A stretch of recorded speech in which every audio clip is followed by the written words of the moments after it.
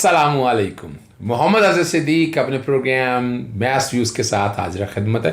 बहुत सी चीज़ें और थी गुफ्तगू करने वाली, लेकिन मैंने मुनासिब समझा कि जस्टिस काजी फ़ायज़ ईसा के जो केस का बहुत सी सवालात आपने किए हैं तो उनका मैं जवाब दे सकूं। और इस पे मैं प्रोग्राम के दूसरे हिस्से में ना आप अमजद चौधरी साहब ने लंदन में लोगों का ज़ाती राय ली है। अच्छा, वो मेरी ज़ाती राय नहीं है। जिस तरह की जो राय है कोई गलत कहा जाता है, मैं कोशिश तो करता हूँ कि अब तक वही चीज़ पेश करूँ जो लोगों ने कही है। चूँकि अमजद चौधरी साहब ने ये प्रोग्राम रिकॉर्ड किया है, दूसरे हिस्से में वो प्रोग्राम चल रहा होगा। ये मेरे हाथ में आप ये देख रहे होंगे, ये जस्टिस काजी फ़ायज़ ईसा के केस के हवाले से जो है ना फ़ैसला है। मेजॉरिटी व्यू जिसे कहा जा रहा है, लेकिन यह मेजॉरिटी व्यू अब रहा नहीं है। बुनियादी तौर पर ये 5-5 से बराबर हो चुका है। वो मैं कैसे बताऊंगा, ये वाला सारा वही है जिसमें जस्टिस यानी ये है जी जस्टिस मकबूल बाकर, जस्टिस मंजूर अहमद मलिक, जस्टिस मज़हर आलम खान मियाँ खेल, जस्टिस सैयद मंसूर अली शाह, जस्टिस याया अफरीदी और जस्टिस अमीनुद्दीन खान। और ये फ़ैसला जो है justice उमरता Bandial, justice Sajjad Ali Shah, justice Munib Akhtar और जस्टिस काजी मोहम्मद अमीन अहमद। और साथ में फ़ैसला जो है जस्टिस मुनीब अख्तर का सेपरेट कोर्ट भी है। मैंने इसको सारा पढ़ा, बड़े कानून के तालिब इल्मों से रब्ता किया। उन सब का कहना है कि ये जो रीज़न नज़रसानी के लिखे हैं जिन 5 मेंबर बेंच ने, ये आइन और कानून के ख़िलाफ़ है। जो हिस्ट्री या जो प्रेसिडेंट सेट हो चुके हैं, ये नई जूरिस्प्रूडेंस देने की कोशिश की है। और बज़ाहिर ये लग रहा है कि इसका फ़ायदा एक ख़ास फ़र्द को होना है जो कानून इजाज़त नहीं देता।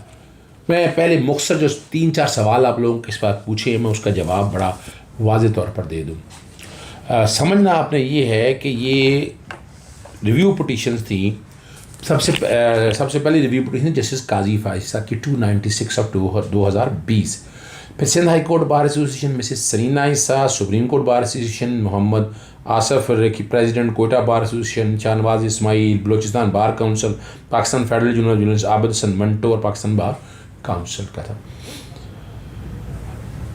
6 मेंबर बेंच ने ये रिव्यू पिटीशन अलाउ की, सिर्फ जस्टिस काजी फ़ायज़ ईसा को छोड़कर। मैं फिर क्लियर कर दूं आपको, आम आदमी जो आप पूछ रहे थे ना, जो कन्फ्यूजन क्रिएट करने की जा रही है, कुछ सहाफ़ी हमारे हजरात वो भी शायद कानूनदान बन गया, उनको कानून ज़्यादा आने लग गया है और वो भी अदालती फ़ैसलों की इंटरप्रिटेशन कर रही है। मैं चंद सहाफ़ियों की बात कर रहा हूँ, दोस्त हैं हमारे उनमें से। तो मैं क्लियर कर दूँ आपको वजाहत के साथ कि 6 मेंबर जजेस, एक सवाल तो बड़ा अहम उठा दिया है कि इस पर दस्तखत जो है ना 29 जनवरी को मंजूर मलिक साहब ने की है, जस्टिस रिटायर्ड मंजूर मलिक ने। और मैं ये समझता हूँ कि ये फ्रॉड है। 476 की कार्रवाई बनती है कि उन्होंने अपने आप को जज लिखा है। वो जज नहीं है सुप्रीम कोर्ट के, और वो रिटायर्ड हो चुके हैं।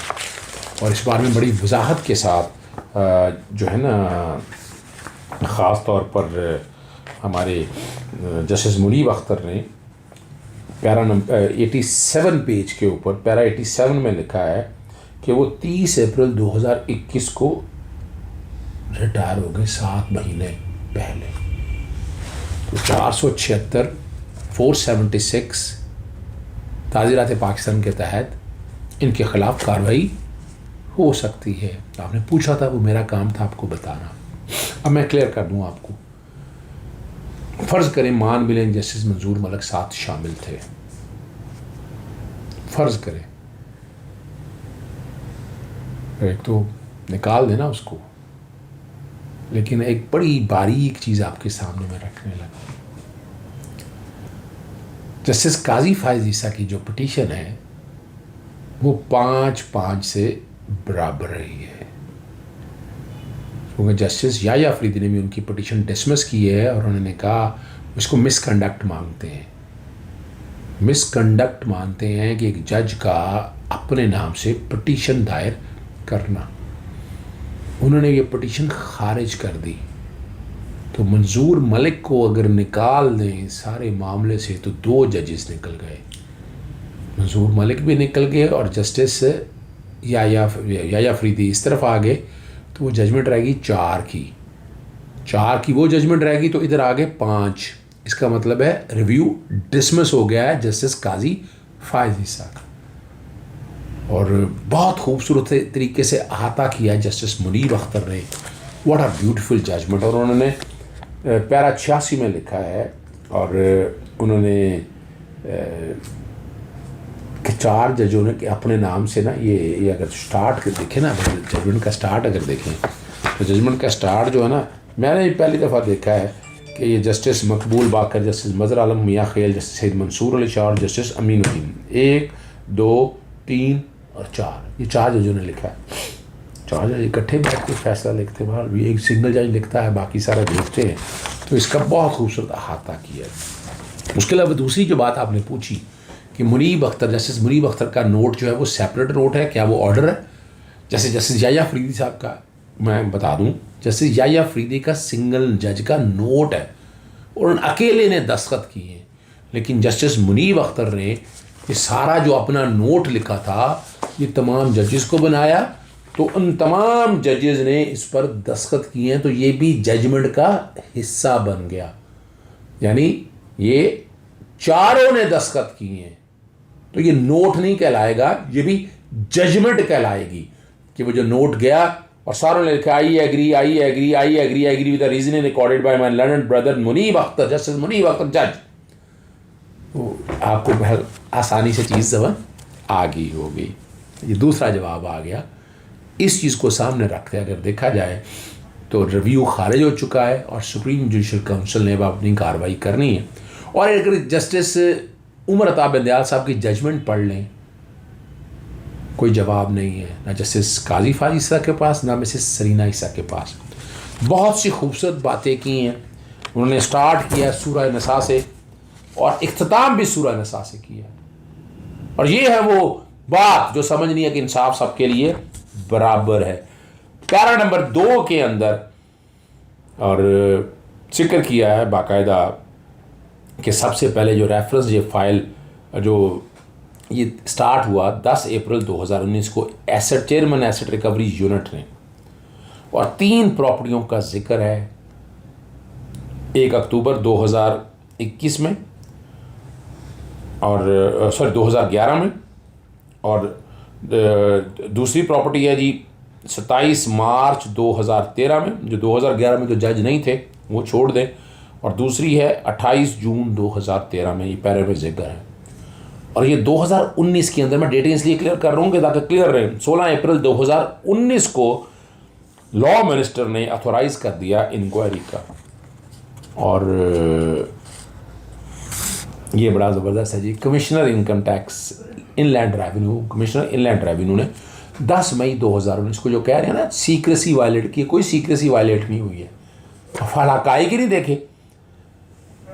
कमिश्नर इनकम टैक्स ने ये कंफर्म किया कि मिसेस सरीना ईसा और मिसेस जस्टिस काजी फायज ईसा दोनों ने लंदन की प्रॉपर्टीज डिक्लेयर नहीं की है वेल्थ स्टेटमेंट में। तो जो ये कह रहे हैं ना कि ये प्रॉपर्टीज उनकी हैं, ये बेनामी कहलाएंगी प्रॉपर्टीज, ये तो अगर उनके नाम भी है तो ये डिक्लेयर नहीं की उन्होंने। और 23 मई 2019 को सुप्रीम जुडिशल काउंसिल में रेफरेंस आ गया। यही वो रेफरेंस था जब जस्टिस काजी फायज ईसा ने पढ़ लिया, नोट ले लिए और ख़त लिख दिए, वो एक लंबी कहानी है। और 7 अगस्त 2019 को जस्टिस काजी फायज ईसा ने ये रेफरेंस चैलेंज कर दिया। 19 जून 2020 को मेजॉरिटी जजमेंट ने सेट असाइड कर दिया रेफरेंस को कि लीगल डिफेक्ट्स हैं इसके अंदर। और साथ जो मेजॉरिटी जजमेंट थी उन्होंने कहा कि FBI इसका प्रूव करे, टैक्सेशन के हवाले से बात नहीं है।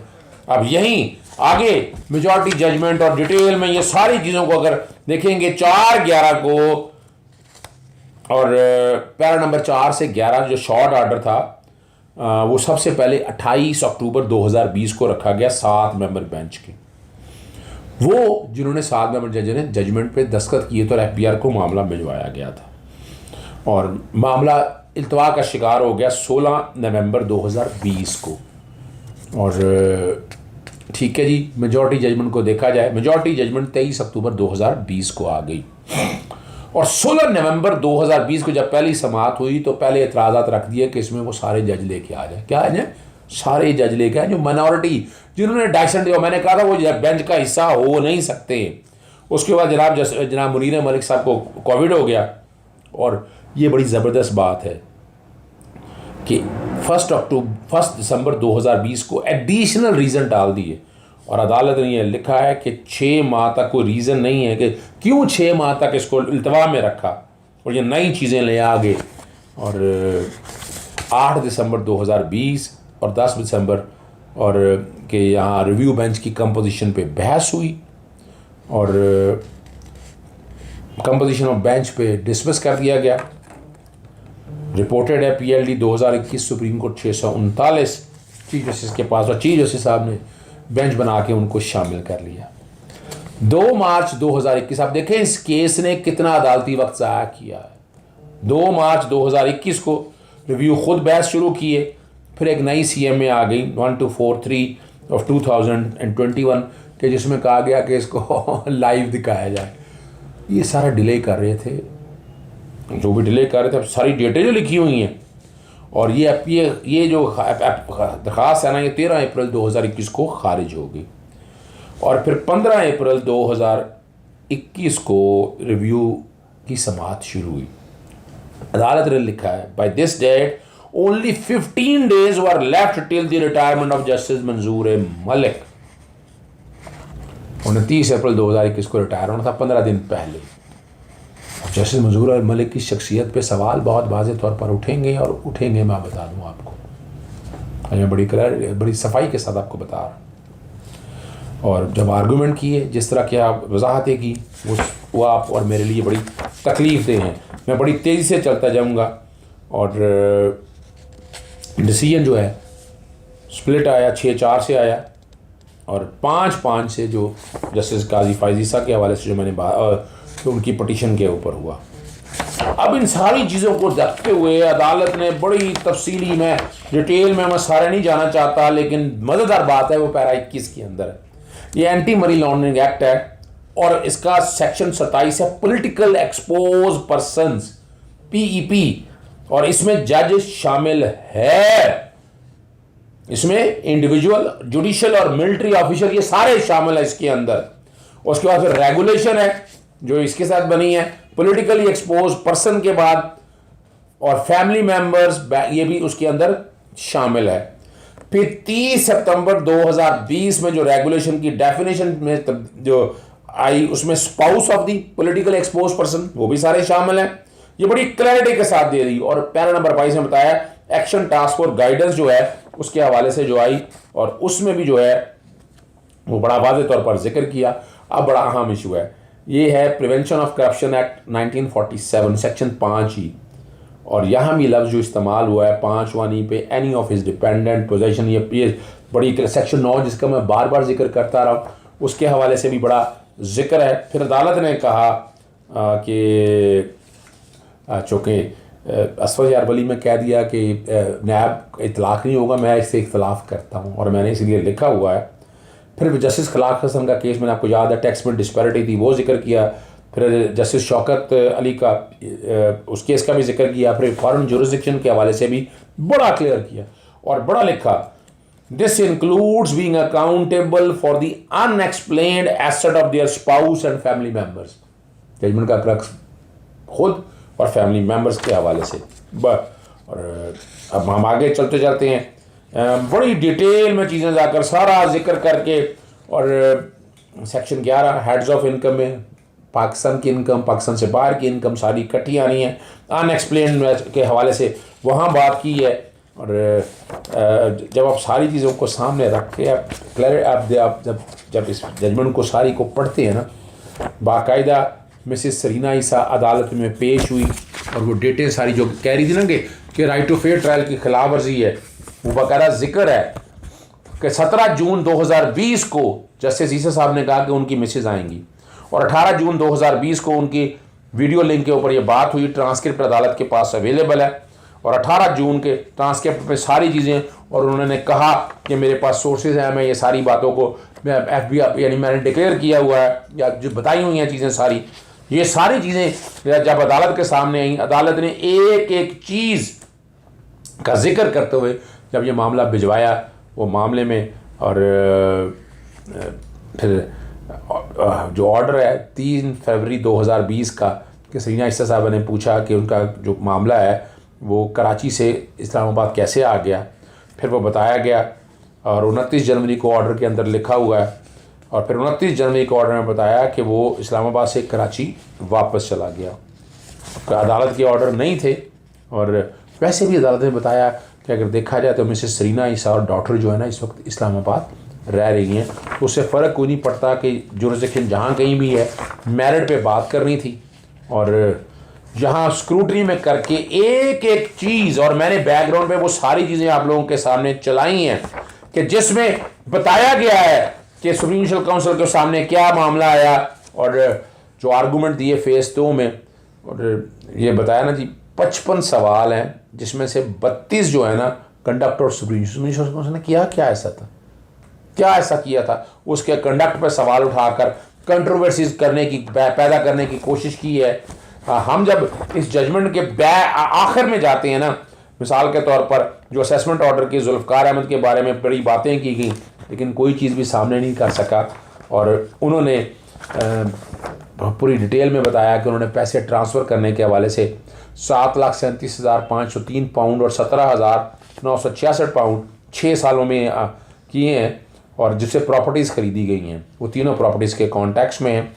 और फिर अगला जो है कि IPR की रिपोर्ट जुडिशल काउंसिल के कहने पे बुलाई गई, अदालत ने उसका भी जिक्र किया है, फिर उस अकाउंट का भी जिक्र किया है, क्योंकि जो फॉरेन करेंसी अकाउंट है स्टैंडर्ड चार्टर्ड बैंक के अंदर, ये पेज 77 पे और 75 पैराज के अंदर है कि जहाँ है कि मिसेस अपना जस्टिस काजी फाइज ईसा और सरीना ईसा का जॉइंट अकाउंट है, और जिसमें अथॉरिटी थी चेक इशू कराने की, चीज़ें करने की, हर चीज़ अवेलेबल है। और उसके बाद फिर 1 लाख पाउंड और तकरीबन 25,000 पाउंड के हवाले से जो रकम ट्रांसफ़र होने के हवाले से वो भी जिक्र किया हुआ है, और उस वक्त जज बन चुके थे जनाब जस्टिस का काजी फाइज ईसा साहब, और 3 सवाल जो है ना और ये अदालत ने सामने रखे थे, और 3 सवालों से आपको पता है वो सारे रिपोर्ट हुआ, सारे भाग गए थे, और ख़ास तौर पर जो है सुप्रीम जुडिशल काउंसिल के 17 जुलाई 2019 का जिक्र किया गया। The particular as to the price of the 3 properties, payment and matters pertaining thereto would be in the knowledge of their owners. The respondent neither is nor has been the owner of the 3 properties or any of or more of them. अब ये सारी चीज़ें जो record के ऊपर हैं कि यहाँ जैसे मैंने बताया कि जस्टिस काजी फाइज साहब बलूचिस्तान हाई कोर्ट के चीफ जस्टिस बने थे बराह रास्त 5 अगस्त 2019 को, और 1 लाख पाउंड की जो अमाउंट है उनके पार्टनर ने ट्रांसफ़र की 3 सितंबर 2009 को। तो ये प्रॉपर्टीज़ जो कह रहे हैं मेरा कोई ताल्लुक़ नहीं है, अब यहाँ तो बड़ी बड़ी वजाहत के साथ ये चीज़ें सारी आ गई हैं, एक एक चीज़ रिकॉर्ड के अंदर मौजूद है, अब तो कोई बात रह नहीं गई है, और इन्हीं चीज़ों को अगर आप सामने रख कर फैसला कर सकते हैं कि जस्टिस काजी फाइज साहब सुप्रीम जुडिशल काउंसिल में, अब सुप्रीम जुडिशल काउंसिल ने मैटर टेकअप करना है, अब तो कोई बात रह नहीं गई, मटीरियल सारा कुछ मौजूद है, जजमेंट सारी मौजूद है, रेफरेंस पुराना क्वैश भी कर दें, लेकिन जो इन्होंने एंड में कहा है अपना जब जजमेंट ख़त्म करते हुए 6 मेंबर बेंच ने, we proclaim that no one is above the law but at the same time declare that no one can be denied his right to be dealt in accordance with the law. If Mrs. Isa or a spouse or any other judge does not comply with the tax law, she must be dealt with in accordance with the law. Justice Isa or any other judge breach of any of the clause of the code of conduct prescribed by judges of the Constitution Code, he must be proceeded against, but only in accordance with the law and not must का लफ्ज़ इस्तेमाल है। Tax का issue तो रह नहीं कोई गया, प्रॉपर्टी डिक्लेयर नहीं की, और पहली दफ़ा मिसेस सरीना ईसा ने जब रेफरेंस फाइल हो गया था 31 जनवरी 2020 को, मैंने पुराने अपने प्रोग्रामों के अंदर बता दिया, तब इन्होंने रिटर्न फाइल करके अपने नाम पे प्रॉपर्टी डिक्लेयर की थी, इससे पहले नहीं थी। अब ये सारा कुछ रिकॉर्ड है, डरने की क्या बात है। सुप्रीम जुडिशल काउंसिल में अपने आप को खुद पेश करें और इसकी एक इंक्वायरी इन्वेस्टिगेशन हो जाए। एतराज़ हमें ना बारों को होना चाहिए, किसी को एतराज़ नहीं होना चाहिए। नहीं चलें, प्रोग्राम ख़त्म करने से पहले मैं आपको ले चलता हूँ लंदन में अमजद चौई साहब के साथ, वो क्या तफसील बताते हैं, ज़रा जो जो बातें हुई हैं उनके आम आदमियों से इस कॉन्टेक्स्ट में सुनिएगा। जी नाज़रीन, हम एक बार फिर आपको लेके आए हैं ओवरसीज़ पाकिस्तानियों के पास। जैसा कि आप जानते हैं कि हमने चंद रोज़ कबल एक प्रोग्राम किया था जहाँ लोगों की ओपिनियन जस्टिस काजी फ़ायज़ ईसा और सरीना ईसा का जो केस था उसके बारे में लोगों से बात की थी। और कुछ पाकिस्तानी लोगों ने बड़े अपने जो हैं तहफ़्फ़ुज़ात से हमें बताया था कि वो कुछ दिल बर्दाश्ता भी हुए कि यहाँ पर जो गरीब आदमी के लिए कानून और अमीर के लिए और है। अब जब जस्टिस उमर अता बंदयाल साहब ने ये नोटिस लिया है और उन्होंने जो अपना फ़ैसला लिखा है उसके अंदर बड़ी डिटेल में जाके उन्होंने बताया है कि मुक़द्दस काय कोई नहीं है, सबको जवाब देना पड़ेगा। और जो भी जो सवालात काज़ी फ़ायज़ ईसा साहब से बनते थे, क्योंकि एक ऐसा इंफॉर्मेशन लेटर भी सामने आया, वो भी हम आपको दिखाएंगे, जिसमें 1,25,000 पाउंड तक का जो एक्सेस था, जो वहाँ से पैसे निकलवाने थे, जमा करवाए थे, उसकी इजाज़त जो है वो जस्टिस काजी फ़ायज़ ईसा के सिग्नेचर के साथ जो है वो सरीना ईसा साहब को दी गई थी। तो जब इस तरह की बातें होती हैं तो फिर ये बड़ा ज़रूरी है लोगों को जो है वो ताकि वो लोगों का बिलीव बने कि हमारे मुल्क में जस्टिस सिस्टम है। अदरवाइज़ जो यहाँ पर ओवरसीज़ पाकिस्तानी हैं वो तो मायूस होते ही होते हैं, लेकिन जो पाकिस्तान में लोग रह रहे हैं उन बेचारों के लिए भी बड़ी जो है एक जिसे कहते हैं कि एक बड़ी अफसोसनाक सिचुएशन बन जाती है। तो गरीब आदमी को कम से कम ये होना चाहिए कि उसको नज़र आता हो, जैसे कहा जाता है कि इंसाफ जो है वो होते हुए नज़र आना चाहिए। तो अब चलते हैं लोगों के पास, देखते हैं लोग क्या कहते हैं। जी जी, अस्सलाम वालेकुम जनाब। जी, क्या नाम है जनाब आपका? जनाब मेरा नाम तालब। तालिब जी जी, जी, तालिब साहब कहाँ से हैं आप? मैं आज़ाद कश्मीर से। अच्छा तालिब साहब, आपने ये सुना होगा जस्टिस फ़ायज़ ईसा और उनकी बीवी का जो सारा मामला हुआ, और बाद में ये कहा गया कि उनसे फैमिली से नहीं पूछा जा सकता, कि जज की फैमिली से नहीं पूछा जाता। अब हिम्मत करके 4 जजेस ने जो है वो इस चीज़ को जो है कम से कम नोटिस किया, और उन्होंने कहा कि हिसाब देना पड़ेगा। कुछ चीज़ें भी सामने आई हैं। तो आप यहाँ कितने अर्से से रह रहे हैं? मैं 20 साल हो गए सर। तो आपके कितने मकान हैं? मकान कुछ भी नहीं सर, अल्लाह अल्लाह अल्लाह अल्लाह। अल्लाह अल्लाह। तो फिर ये बताएं मुझे कि ये पाकिस्तान से इनके बच्चे अगर किसी के पढ़ने यहाँ पे आए हैं और साथ साथ 3-3 मकान भी बन गए हैं, आप क्या समझते हैं कि ये आप कर सकते हैं यहाँ पे ऐसा? नहीं कर सकते, सारा काम होया जिस तरह नवाज शरीफ ने किया, ये उन्होंने फैमिली ने नाल उन्होंने तलक हो सी, जिस तरह नवाज शरीफ डाका मारिया इन्होंने भी इस तरह डाका मारिया होगा। अच्छा, तो आप ये समझते हैं कि कोई मुकद्दस गाय नहीं होनी चाहिए, सबका इंसाफ होना चाहिए? इंसाफ सारे ने बराबर है, कानून सारे वासी बराबर है, कोई मुकद्दर नहीं है, कोई इत्थे ऐसा अफजल कोई चीज़ नहीं है, सारे वासी इंसाफ बराबर है। हर बंदा जिस ना कानून ने दायरे विच है, सारे कुछ सेवा की स्पेशल कानून नहीं है, कोई किसी से सेपरेट नहीं है।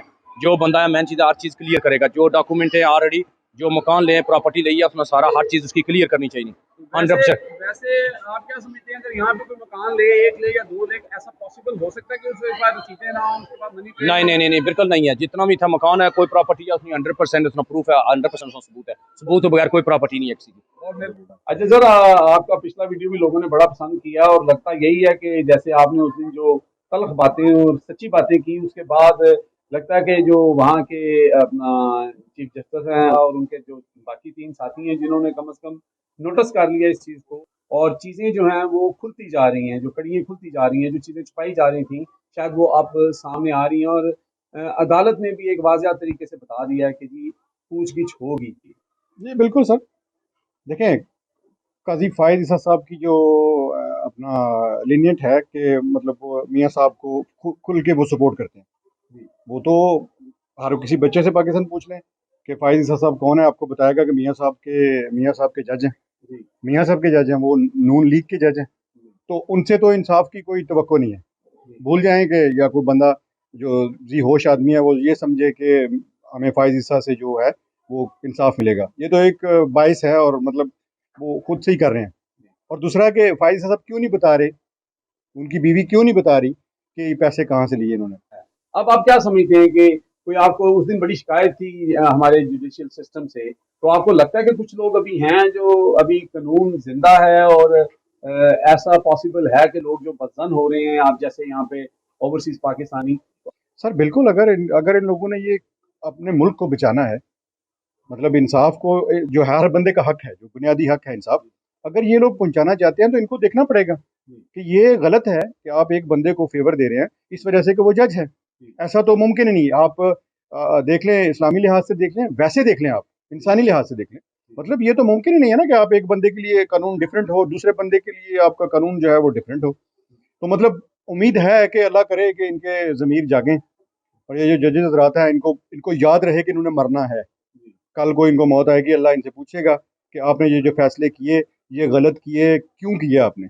लोगों से छोटे चोर को पूछते हैं, बड़े चोर को जाने देते हैं, क्योंकि वो जज की बीवी है या जज है वो खुद। ये तो गलत है मतलब। लेकिन हमें उम्मीद है कि इंशाल्लाह अल्लाह करेगा कि अगर 4 लोग हुए हैं तो कल 5 भी होंगे, 6 भी होंगे, 7 भी होंगे, 8 भी होंगे। शायद उनका वो ज़मीर जागे और वो उसमें करें कि ये लोगों का हक है, इंसाफ दूसरे लोगों का हक है, और जिन लोगों को पैसा जो हराम का इन्होंने कमाया हुआ है इस पे इनका हक नहीं है। ये पाकिस्तान की प्रॉपर्टी है, उसको वापस मिलनी चाहिए। बहुत मेहरबानी जाहिद साहब, थैंक यू वेरी मच। जी मैं जनाब। तो ये कहना चाहना कि ਉਹਦੇ ਖਿਲਾਫ ਦੁਬਾਰਾ ਕੇਸ ਖੁੱਲਣਾ ਚਾਹੀਦਾ जी। ਔਰ ਉਹਨਾਂ ਨੂੰ ਪ੍ਰੋਸੀਕਿਊਟ ਹੋਣਾ ਚਾਹੀਦਾ अच्छा। ਔਰ ਜਿਹੜੀ ਜਾਇਦਾਦ ਉਹਨਾਂ ਇੱਥੇ ਨਵਾਜ਼ ਸ਼ਰੀਫ ਨੇ ਦਿੱਤੀ ਹੈ ਇੱਥੇ ਇੰਗਲੈਂਡ 'ਚ जी।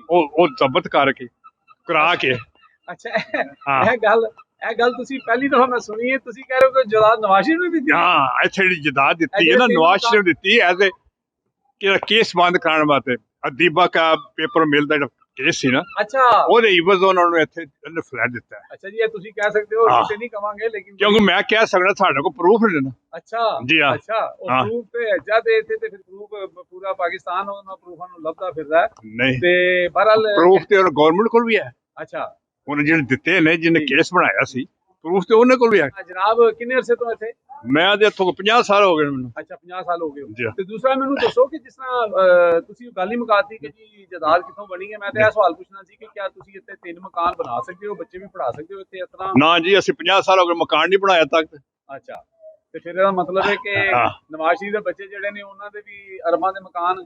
ਉਹ ਤੇ ਜਨਾਬ ਜਦੋਂ ਇੱਥੇ ਫਲੈਟ ਲੈ ਗਿਆ ਨਾ ਉਸੇ ਵੀ ਇੱਥੇ ਹੀ ਸਾ ਮੌਜੂਦ ਹੀ ਸਾ ਜਦੋਂ ਇਹਨਾਂ ਫਲੈਟ ਇੱਥੇ ਲਿਆ ਜੀ ਜੀ ਸਮਝ ਆਈ ਜੀ। ਇਹ ਉਦੋਂ ਫਲੈਟ ਲਿਆ ਗਿਆ ਜਦੋਂ ਇਹ ਆਇਆ ਸੀ ਇੱਥੇ ਕਿ ਕਰਜ਼ ਮਕਾਓ ਤੇ ਮੁਲਕ ਸੰਵਾਰੋ ਜੀ ਉਹਦਾ ਪੈਸਾ ਇਕੱਠਾ ਕੀਤਾ ਗਿਆ ਇੱਥੇ ਉਹਦਾ ਕੋਈ ਨਾ ਹਿਸਾਬ ਨਹੀਂ ਦਿੱਤਾ ਉਹਦਾ ਇਹਨਾਂ ਤੇ ਫਲੈਟ ਖਰੀਦੇ लेकिन इस वक्त समझते हो कि ਜਿਹੜੇ 4 ਜੱਜਿਸ ਨੇ ਕਮ ਸੇ ਕਮ ਹਿੰਮਤ ਕੀਤੀ ਹੈ ਤੇ ਬਿਲਕੁਲ ਮੱਖਣ ਚੋਂ ਬਾਲ ਦੀ ਤਰ੍ਹਾਂ ਨਿਕਲ ਕੇ ਜਾ ਰਹੇ ਸਨ, ਤੇ ਹੁਣ ਕਮ ਸੇ ਕਮ ਪੁੱਛਗਿੱਛ ਹੋਏਗੀ, ਕੋਈ ਲੈਟਰ ਬਿਲਕੁਲ ਹੋਣਾ ਚਾਹੀਦਾ जी। ਆਈ ਐਮ ਵੈਰੀ ਹੈਪੀ ਅਗਰ ਕਿਸੇ ਜੱਜ ਨੇ ਇਹ ਸਟੈਪ ਲਿਆ ਤਾਂ ਬਹੁਤ ਖੁਸ਼ੀ ਦੀ ਗੱਲ जी आप क्या कहना चाहते हैं? आपका नाम क्या है? सबसे जी पहले? मेरा नाम नबील है जी और सर मैं ये ऐड करना चाहूँगा कि असल में मेरे वाले साहब हैं, मतलब मेहनत मजदूरी करने वाले आदमी हैं, कुछ भी करके उन्होंने मुझे पढ़ाया लिखाया, फिर उन्होंने मुझे पैसे लगा के यहाँ भेजा। जी और जब हम मतलब यहाँ आते हैं तो हमें लगता है कि पता नहीं क्या हो रहा है क्या नहीं हो रहा है। यहाँ पे ऐसा कुछ नहीं, यहाँ पे हमें मजदूरियाँ करके, ये देखिए मैं एक रेस्टोरेंट के लिए डिलीवरीज करता हूँ, जी तो ये करके मैं यहाँ पे अपनी मुश्किल फीस पूरी कर रहा हूँ, मुश्किल अपने खर्चे पूरे कर रहा हूँ। तो मेरा जो मेन क्वेश्चन है, जिस टॉपिक पे ये बात चल रही थी, जो मैंने सुना है कि जो ऐसे जजेस हैं, जैसे जज काजी फायज ईसा साहब हैं, और जो उनकी जो हैं जोजा वो सरीना ऐसा साहिबा, मेरा उनसे क्वेश्चन है कि कभी आपके बच्चों ने यहाँ पे आके इस तरह की मेहनतें की हैं? मतलब मुझे भी वो काम बताए ना कि आपके बच्चे यहाँ पे पढ़ने आते हैं, वो तीन अपार्टमेंट्स बना लेते हैं, उनकी जायदादें इतनी बन जाती हैं, तो कोई हमें भी कोई इस तरह का काम बताए कि हमें ये रेस्टोरेंट्स की डिलीवरीज ना करनी पड़े, हमें इतने मुश्किल हालात में ना रहना पड़े। तो मैं बस ये इस चीज़ पे समराइज़ करूँगा कि ये सर कि यही कह सकता हूँ कि फिर मैं भी, अल्लाह करता कि मैं भी किसी इस तरह के जज, किसी पॉलिटिशियन में, वैसे अल्लाह माफ़ ही करे, क्योंकि अल्लाह का शुक्र है मेरे वाले ने तो मुझे हमेशा हलाल ही खिलाया है। हाँ जी अच्छा, एक तरफ आप ख्वाहिश भी कर रहे हैं लेकिन दूसरी तरफ आप तौबा भी तक हाँ जी, कर रहे हैं तो- कि वहाँ पे हलाल का लुकमे का चांस कम है। हाँ जी, आप ये कहना चाहते हैं? जी बिल्कुल ऐसा ही यार, है। आप तो बड़ी बोल्ड बातें कर रहे हैं। तो ये जो फैसला हुआ है, जो पहले तो अक्सरीती फैसला कहा जाता, अभी ये और उनके साथ जो दूसरे जजेस हैं उन्होंने ये जो कहा कि जी पूछगिछ होगी, कोई मुकद्दस राय नहीं, इस पे आप क्या कहते हैं? अब मैं इसमें ये जैसे मैं हूँ, हम मेरे जैसे सिर्फ आप मेरी बात ना करें, आप मुझे एक रिप्रेजेंटेटिव ले सकते हैं, यहाँ पे जितने स्टूडेंट्स हैं आपको मैं लिख के दे सकता हूँ, 80 to 90% स्टूडेंट्स यही बात करेंगे। मैं जब पाकिस्तान में था, मैं बहुत एक्टिव था पॉलिटिक्स में, आप मेरे फेसबुक पे जाएं, ट्विटर पे जाएं, आप इस चीज़ को देख भी सकते हैं, वेरीफाई कर सकते हैं। तो जब ये आप डिसीजन, PTI को support करते थे? हाँ जी, मैं वहाँ पीटीआई का सपोर्ट करता था। जी, बिल्कुल आपकी बातों से लग रहा है। चलें, वो आपका राइट, आप PTI हाँ जी करें। सर, वो हाँ जी, वो तो जिसकी लेकिन मर्जी। आप मुझे शॉर्टली जी, जी, मैं ये कहना चाह रहा हूँ। इनके बारे में मुझे हाँ जी, मैं ऐसे कि जब ये फैसला आया था तो मैं काफ़ी मतलब यही था कि यहाँ पे कोई पाकिस्तान में किसी से सवाल पूछ नहीं सकता, इसका मतलब जजेस कोई मुकद्दस गए हैं या कोई और इंस्टीट्यूशन। मकसद कहने का ये है कि अब जो ये हुआ है, ये जो माइनॉरिटी डिसीजन था, जो माइनॉरिटी जजेस थे, जिसमें से अब हमारे चीफ जस्टिस ने इसका नोटिस लिया, तो मैं समझता हूँ कि ये बहुत बहुत बहुत खुशाइन बात है कि ये होना चाहिए। जब तक पाकिस्तान में इंसाफ नहीं होगा, हमारे जैसे बच्चे यहीं पे इस तरह जलील होते रहेंगे। जी आपका नाम? आयशा। जी अच्छा, आप ये बताएं कि जो पाकिस्तान में इस वक्त सिनेरियो था, जो काजी फायद ईसा के जो केस था उसके बारे में जो कहा गया था कि उनकी फैमिली से, जज की फैमिली से नहीं पूछा जा सकता, और दूसरा जो आपने देखा कि अभी रिसेंटली जो फैसला आया है जो चीफ जस्टिस की तरफ से कि नहीं पूछा जाएगा सारा, तो इसके बारे में आप क्या कहते हैं? इस डिसीजन का हम अप्रिशिएट करेंगे कि ये बहुत अच्छी बात है कि उन्होंने इसको लिया कि जस्टिस सबके लिए एक जैसा। जब हमारा इस्लाम इस चीज़ की हुक्म देते कि इस्लाम सबके लिए, कोई अरबी अजमी कोई सबको फौकियत नहीं है, तो फिर जस्टिस साहब की फैमिली को या जजेस की फैमिली को फौकियत क्यों? ये बहुत अच्छा डिसीजन है कि जी जो पैसा खाएगा, एहतसाब होगा, उसका जवाब दे। ऑल फैमिली का वही सरबराह है, क्योंकि वो सरबराह है और वो पोस्ट पे है, वो दुनिया के किसी कोने में भी है, जहाँ से भी वो कमा रहा है वो उसका जवाब दे, और उसकी फैमिली भी।